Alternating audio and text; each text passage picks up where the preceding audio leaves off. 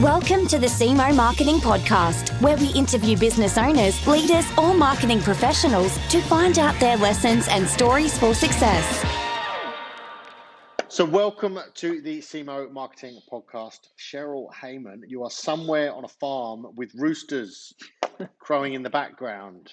Correct. Whereabouts are you? We're on the central coast of New South Wales in a little place called Wyong Creek. So it's very green. It's very easy to isolate. Lovely. And if it's just the one rooster, or are there multiple roosters that might be interrupting us today? There's one rooster who's got 6 hens and 2 guinea fowl that he loves to, herd around. And then I've got 2 dogs who may go off at times.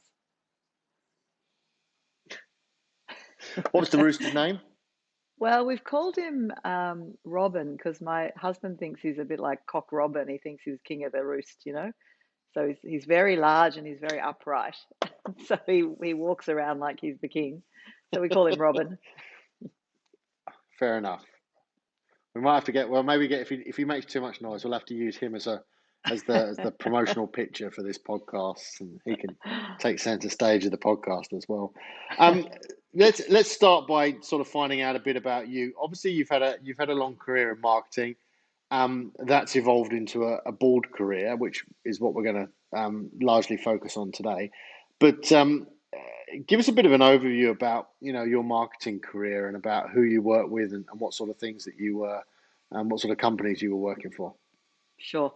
So did a commerce degree with a major in marketing at uni, so a very kind of classic background, and then joined Unilever, which was back in the day and still is one of the hothouses for a great marketing career. So blue chip, multinational, ticked a lot of boxes for me as a young marketer. So I spent 9 years at Unilever. I was saying this morning to some young women I was mentoring that what was great about my 9 years at Unilever was every time I was thinking I was getting a little bored in a role, they'd give me a new role. So they were brilliant at moving you on to new portfolios. I had a 3-year stint in London, which was incredible. I had 9 months at an ad agency still called J. Walter Thompson. So I had a lot of variety and a lot of experiences and a lot of great people supporting me. So that was terrific. After my 9 years at Unilever, I joined what was called Pepsico Restaurants, which became Tricon, which today is called Yum, and that is the Pizza Hut, KFC, Taco Bell group. So this time it was a US multinational, again, major marketing roles across the fast food businesses. And then I joined George Weston Foods, so baking, which is probably the fast end of FMCG. So I had a very kind of classic, retail food consumer marketing career over some 20 years. And at the end of that, I decided that I wanted to step out of full-time corporate work for a period of time and see how I went consulting. So I was immediately picked up back in the day by Singleton's, which was one of my ad agencies, who said, great, come and help us on one of our clients. So I went in and helped as a strategic consultant through the agency on particularly the Huggies brand for Kimberly-Clark, plus a few other pieces of business. So I did that for a number of years. And a couple of years into doing that, I started looking at a board career and considering how I would take my marketing skills across into the boardroom. I was ready for that level of seniority and oversight. I'd figured I was done with being full-time in the corporate, in one single corporate role. Mm-hmm. And I wanted the variety and the flexibility that I thought boards would provide, as well as the constant challenge and professional learning that kind of went with that. So I started pursuing a board career. I upskilled where I thought I had gaps, and then I started picking up boards. And in the last 13, 14 years, I've been on and off a variety of different boards in a number of different sectors. And today I am a board director on publicly listed companies, so those that are on the ASX, a couple of not-for-profits, and I've been on some unlisted companies as well as some government companies in a variety of sectors. So I feel very fortunate. Yeah.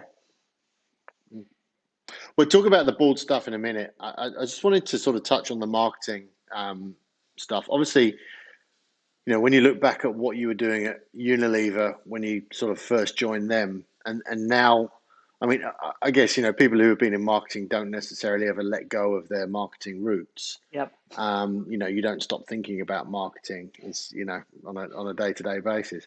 How has it changed? I mean, we all know it has changed, but what's the massive difference that you see today from back in that day when you sort of first stepped in the door at Unilever?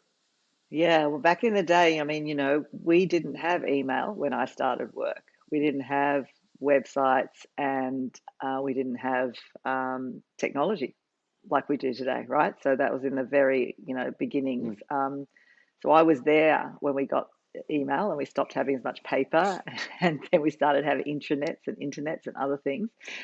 So apart from that, clearly the way to consumer has changed significantly. There's been a big shift from mass market, TV, print, outdoor sort of buses, etc., only, to the advent of the whole digital space. The way, the way customers are being talked to, the whole customer experience and user experience is getting a lot more focus on an individual level. So there's a big shift from sort of mass market to individualization. Big shift from the savviness of consumers, if you like. And that doesn't mean they were idiots back in my day, but the upskilling that has come largely driven through technology and the amount of sources of information people now have, and the role of advocacy and talking to other people has gone up enormously. So that has really shifted people's lens on the messages that you deliver them. So you have to be really attuned, and you always did, but the tuning up of your understanding of what your consumers or customers want and how they want to be spoken to, and their lens on cynicism and so on has gone up enormously. So you have to be sharp. You always had to be outside in focus, but even more so today, because it's really hard to find two individuals the same now. Whereas back in the day when I started my career, you could Yeah, assume there were big sectors of people and you could market to them accordingly. So I think that's changed a lot. yeah. I think one of the other things that's changed, be interesting to hear your thoughts on this, given the length of time that you've been in that marketing sphere, is that the generations as they're aging are aging. And this was something I saw a little bit on social media in the last couple of weeks. There's this idea that the generations are aging in a very different way. The way Gen X, which is me, is aging is vastly different to people of the equivalent age of mine, maybe 20, 30 years ago. I think that's right. I mean, I have friends 50 and 60 years old who are very young, right? So I think when I looked at my parents when they were that age, they were Yeah, probably older. I think we're more affluent in general. yeah, We have much more discretionary income. We are well educated. You've got way more females in the workforce than back in the day. You've got people pioneering. I mean, the level of entrepreneurism and in the startup world, but just entrepreneurs in general. And I think that there is no age at which now you consider you can't do something. So, of course, mm, obviously, if you're very unwell and so on, and can be quite unlucky in that sphere, but if you're well and sharp and able, your career and your opportunities are so much, they go on for so much longer. mm, And your access to yeah. things is so great that nothing is undoable, I believe.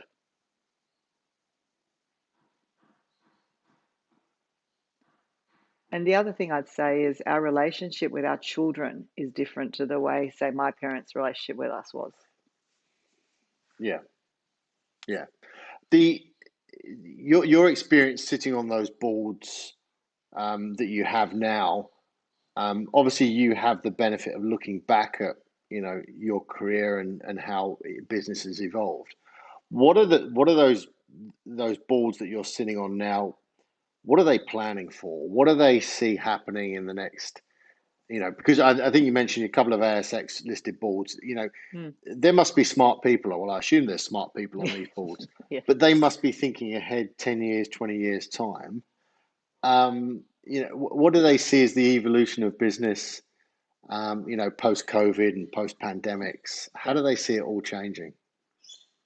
Well, there's been an absolute fast tracking of all sorts of technology. So companies that were slower to Mm, move, considering, maybe we should have some technology that either underpins the business or provides some additional customer interface, depending what sort of business you're in, that got fast tracked like crazy through the start of last year. And so these 18 months have seen unbelievable transformational change in most business. There is a lot of focus going forward on how do we put in place the right structures? How do we make sure we have the right workforce for the future? What are our customers going to want us to be delivering in the future? How are they going to want to receive it? How do they want to access us as a business or service, product or service? What should our CEO look like 5 years from now? And where's the gap? So there's a lot of what are the risks to the business in 5 years if we mm, don't do some stuff now?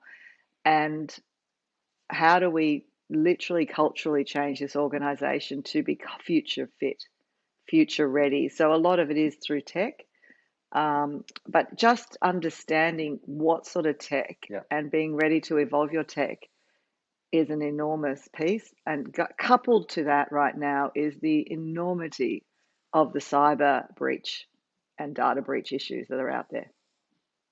So Yeah. that is of Yeah. enormous importance. And there is so much wrapped in around personal data, customer data, supplier data, the privacy pieces. That's a huge piece for companies to be worried about Mm, because our duty to protect everybody's data goes up, and not most businesses aren't data specialists.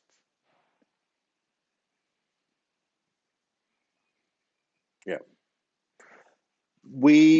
The two things I wanted to talk to you about, focus on today, is this transition from marketing career to board career, and then also the place or the increased place and significance of women working in both of those areas, marketing and in the board. But let's touch on the first one.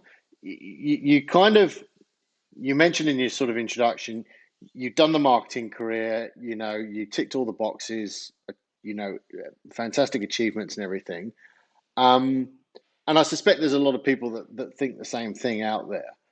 That evolution into a board career, what's the first step? Is it, if that's something that you want to do, where do people look, or where do people start? Yeah. Um, Most people start by joining a couple of bodies. So one is called Women on Boards, and Women on Boards exists to support and help women get onto boards. So they do training and mentoring and webinars and so on. And the other premier body is the Australian Institute of Company Directors. So most people would join there. Again, they provide supportive programs, education, and keep you. It's very important to stay current because there's so much change constantly in the world of the boardroom. So governance and compliance is heavy and rigorous and important, and it's really crucial to understand that. And in most corporate careers, you haven't dealt with that. Um, then there's a whole lot around being able to be as strategic as you need to be. There's a lot around being able to let go because it's hard. The hardest step is going from being a manager to a director, and the workload's in the Yeah, name. So if you're a manager, you manage, and directors direct. And having been heavily operational and executional, you have to be able to let go and ask the questions, but entrust the management of the organization. So there's some personal learning in that being able to let go piece. mm, That's easier for some yeah, people than others. Um, and I think just, upskill, understand your own skills. It's a different kind of resume for a board than it is for a corporate role. So you need to understand how to pitch yourself, and you become the brand. So it's a little different. And as a marketer, it's a yeah, little easier, but you become the brand. So you need to understand how you're going to pitch yourself based on your skills, which become less important about where you learnt them and more important about what did you deliver, what value did you provide to the organization, what outcomes did you drive. because when they put you on a board, they're looking Yeah. for a group of diverse thinkers, and they want to understand what you're going to bring, how you're going to be different to them. Okay. And would you start off at, somewhere small? Do you sort of go, well, let's trial this maybe in a not-for-profit, or, because obviously, day one, you're not going to walk into an ASX listed board. Well, maybe you will, but I'd imagine that's not where you start. I'd imagine you evolve to those positions. Yeah, So is it something that you could even try whilst you're, is it something you can even try whilst you're still in a full-time job? Yeah. So, yeah, a couple of things in there. I mean, unless you are what I call famous, you don't come off running a big business and get plopped onto a few boards. So that is the minority. There are people that Yeah. literally come off a board. They've been very successful, off a company, very successful CEOs, very well known, very well networked, and they will literally get picked up and popped on, right? For the rest of us plebeians, Okay. as I like to say, you have to work your way up. So you are absolutely true. Yeah. The advice I was given when I started my career, and I chose not to be a CEO. I chose to step out before that. Okay. By choice. I was being interviewed for roles, and I just decided I could do it. I didn't necessarily want to do it, and I never looked back. So had my consulting not work, I might have gone back, but it did, and then the board thing started to happen. But for most people, you do what I was advised to do, which is you start on a not-for-profit. You pick wisely based on who else is on the board. You do it in an area where you're interested or have some passion or relationship with the cause or social service that the not-for-profit might be providing.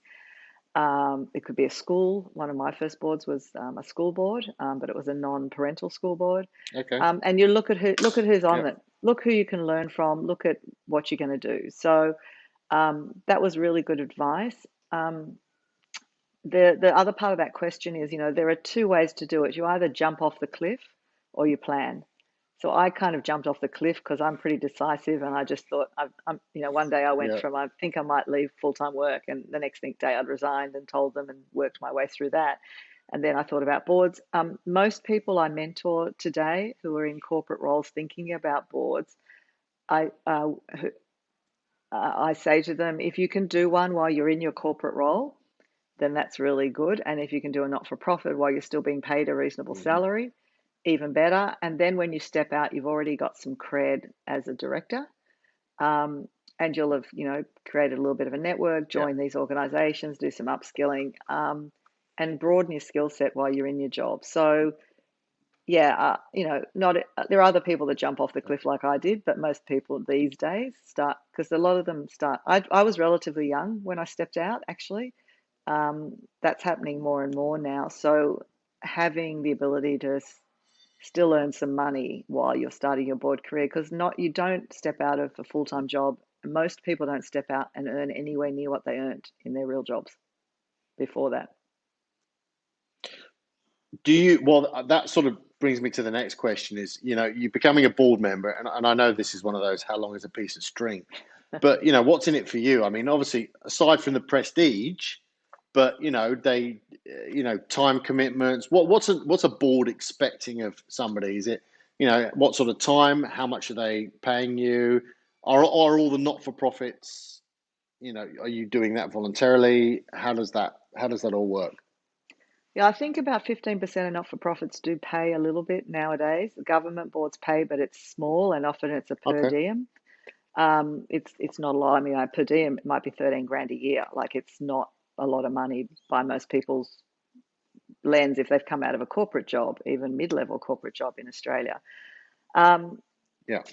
Yeah, and there's an enormous amount of responsibility. So actually, a lot of people choose to have a look at doing boards and then decide not to, because at the end of the day, as you would know if you read any of the newspapers, you can end up incredibly reputationally damaged if the wrong things get done and you've missed them on your watch. I mean, the directors are personally and professionally liable for a lot of things. So it's not everyone wants to carry that level of risk or burden. So you have to be really careful about the boards you choose and doing your due diligence before you go on them.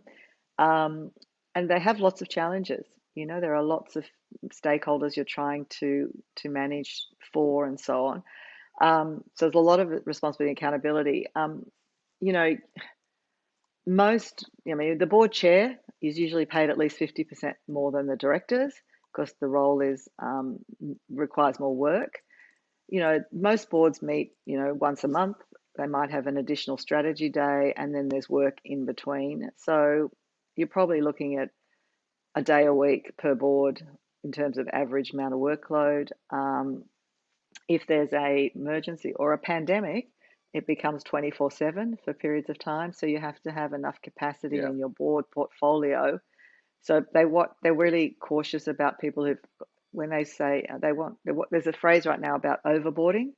So you have to be careful you're not overboarded, because when there's an emergency or a challenge, which there always is on one of your boards, you need to have the capability to be available a lot in and around the other stuff you do. And the money, I mean, you can earn say government boards might be 13 to 20 grand per board. So you need a lot of those really to Right. have a reasonable income. Yep. The big end, if you're chair of BHP, you're probably on $1 million, but there's a very large amount that sit between, Yeah. probably a large amount that sit between 50 and 100, 120, right? So, which for one job that, Okay. I don't know, 50 hours a year or whatever it happens to be, 150 hours a year or whatever it is, that's okay. But most people would want more than one of those ultimately, unless you're at the later part of your career and you've got Yeah. a lot of income Yeah. behind you and so on. But it's hard to get rich on boards. Yeah. So it isn't for everyone for that reason either. Yeah, unless of course you're the chairman of BHP. Yeah, Yeah. unless you're the chairman of BHP, and then that sounds good. Yes. So let's sort of finish up on on obviously the other subject matter, the women on boards, and sort of just women in business in general. Obviously, I mean, I personally think the landscape for women has changed probably more in the last 10 years than it has done in the previous 50 years. But I'm not a woman, and I'm a survey size of one. It'd be interesting to hear what you think. But what are some of those ways that women can, perhaps combat that, that sort of sexist kind of divide that may still exist when it comes to the boardroom? Is there anything that they can do to kind of, give themselves a bit of a kickstart, or make themselves a little bit more recognized? Yeah. It's a hard question. I mean, you have to be true to yourself always. But you can also, sometimes we are our worst enemy, right? So I think we need to sort of stop apologizing for being female. We need to, speak in the way that we feel that is authentically ours. We need to support each other. So there are a lot of women who support each other through the board piece, particularly, but also through business. So we need to be each other's advocates. You need to find a voice. You need to understand the issues that are important to you and create your own voice in and around that. There's great opportunities through things like LinkedIn to build out your profile and your own messages, and that comes somewhat more naturally to me as a marketer, because I'm all about messaging and branding. But there's a lot of ways now to find your voice, get known, and the other thing is you need to know a lot of other directors, and you actually need to know a lot of the male chairs, because a lot of the boardrooms are still influenced heavily by the chairs, and you need to know as many men as you do women. So I think, most women who are senior enough to be doing boards have a lot of gravitas anyway. They've got a lot of cred, and I think they need to we need to continually back ourselves, not be as apologetic as we sometimes are. We can be a little humble, and we use different language than blokes do, which is absolutely fine, and we shouldn't change that. Um, and I think we're very good at a lot of things like reading the room, actually understanding the vibe we're getting back, and understanding how to pitch the messages to get our point across. But I think we need to recognize the skills that are a little more different in females and actually maximize those, and stop worrying about apologizing for them. Do do you forgotten the question I was going to ask there. Let me just try and rephrase that in my head. Do you feel that that's if you're starting out, if that's something you want to do? You mentioned chairman or chairpersons there. Do you think that it's all comes back down to sort of building your network again in your existing, in your existing role? Is just meeting more people, going to more events, and for I know a lot of people won't want to do it, but playing golf and Yeah. so there are things like that kind of that help you kind of integrate into that boardroom society. Yeah, I mean, I think that you definitely need to network. And by that, I mean, you need to Yeah. work out what sort of sectors and industries interest you, what sort of boards you ultimately like to get on, because it's a long game getting on the bigger and better boards that better for you, what you most want to be doing. I mean, not that they're better boards. Mm. I think you definitely need to start creating connections with people who are in and around the boards that and the sectors that you're interested in. You definitely should attend events. I believe you need to give back a lot. So we all have value to give. So I think give back, mentor, write pieces if that's your thing, write blogs, offer your assistance, or agree to chair a meeting or a lunch or a webinar or something. I think you get back in this world what you give. So I think, Mm-hmm. it's incumbent upon us at a certain level to also give back. But yeah, I mean, network, some people have what they call sponsors, and I hate that word, but the sponsors are the people that will literally pick you up and plop you onto a board, or at least get you high up on the list. Search firms are Yeah. still used, but they always say to the board and the chair particularly, do you have anybody you think I should look at? And of course, if you get there, you get a gold star to Right. start with. So just being in Yeah. people's Yeah. conscious, where you can at least go, oh, you should have a look at Cheryl, you should have a look at Simon, at least gets you on, because Yeah. you've got to get on the list. Just getting on the list is hard. Then you can back yourself into the interview. But you see things Yeah. that come and go, and you go, how come I never got a call on that? And it's probably because somebody didn't know to look for me. And hence your social media presence is really important, because the search firms will Google skills, and you want your skills to come up, not where you worked to come up. So that's all that thing about what do I Okay. bring. Yeah. So, again, that social media presence, if if you have a rather colourful social media presence, it might not fit in with the board profile that they're looking for, So I must delete my Twitter account afterwards. But I guess I mean it's applying for a job. It's applying for a job, isn't it? I mean, I guess that's what it's all about, really. It's the same old. It's the same process as applying for a job. But and how long? And I guess my last question: how long would you be expecting to serve on a board? Are they fixed term contracts? Can they fire you? How does that all work? Yes to all of that. They Okay. there's a lot of boards will have a 3 by 3 year tenure. So you come up for, every 3 years you come up for re-election. You suggest you want to stand. They suggest they want to keep you. If it's a publicly listed company, it gets ratified by the shareholders. Some companies Okay. don't have an end tenure. The company directors, Australian Institute of Company Directors, recommends around 9 years, because you're meant to be independent. Well, if you are to retain Okay. your independence as a director, of course, some boards have substantial shareholders on them, so they're not actually independent. But the level of independence you bring is sometimes considered in line with the amount of tenure you've had. I think by 10 years you probably should allow for renewal, unless something extraordinary has changed or the business is growing in a certain way. And you do want a mix of experienced and new, so the board doesn't all turn over at once. Yeah. So you've got to watch that, so you don't lose all the corporate history and Okay. corporate memory. But yes, you can be fired. Well, fired would normally be some extraordinary event like we've seen around the banking sector and so on in the last few years. You don't usually get fired. Yeah. It's usually a discussion, and the business is changing. They need a different kind of skill, and you've been there the longest, and would you consider leaving? And you also can resign if you're working on a board that doesn't really sit well with you Okay. for some reason.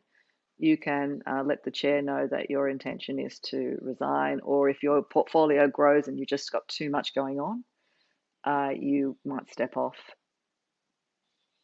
Okay. All right. Perfect. Thank you very much for your ideas and your insights there. I think that's been hugely helpful for anybody looking for that transition. Nobody really ever talks about that kind of end of life, or not end of life, that's the wrong word, but end of career, next steps. People kind of go, oh well, I'm going to be in marketing until I'm this age and then I'm going to retire. It's it's nobody really talks about the fact that there is other opportunities out there and other directions to go. If anybody wants to reach out to you, where are you kind of most active if they've got any questions for you? Sure. Happy to connect with people through LinkedIn. It's just Cheryl Hayman. You'll find me there. Yep. More than happy to connect through LinkedIn. Happy to share my email if people would like to reach out through an email. Happy to do that. I don't know, Simon, how you provide that. Whether it's we'll put it in the Okay. show notes. Yeah, Okay. we'll put it in the So show notes. So happy with that. Always happy to have a chat to people. I love meeting people. I love interesting and new people. So it's terrific. And I'm involved in things like the Marketing Academy as a mentor. So I stay in touch with the new generations and the new organizations that way as well. So yes, you're right. My heartland is always going to be in marketing. Awesome. Well, sadly, the rooster did not make an appearance today. He's disappointed all of us. Sorry, my husband probably chased him away. I hope he's well. Give him our love. I will. Give him our love and send us a photo, and we'll put him on our social media. Okay. Thank you very much for joining me today, Cheryl. My pleasure. Thanks for having me.